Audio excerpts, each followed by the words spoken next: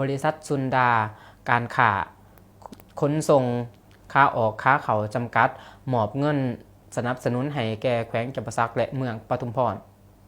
วันที่15 พฤษภาคมที่ผ่านมาบริษัทซุนดาการค้าขนส่งค้าออกค้าเขาจำกัดได้มอบเงินจำนวน1 ถือกีบให้องค์การปกครองแขวงและจำนวน500 ล้านกีบให้แก่องค์การปกครองเมืองปทุมพรเพื่อสนับสนุนเวียกงานพัฒนาในพื้นฐานโครงสร้าง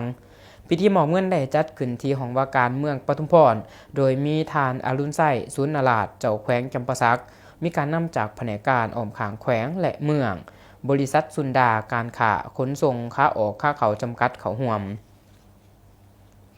ทานอรุณไส้สุนนราชเจ้าแขวงจำปาสักได้กล่าวขอบใจและยืนยันว่าจะนำใส่งบประมาณที่บริษัทสนับสนุนในครั้งนี้ไปใส่ให้เกิดประโยชน์สูงสุดในการพัฒนาพื้นฐานโครงสร้างและสุขโยเวียกงานการเคลื่อนไหวต่างๆในขอบเขตความรับผิดชอบ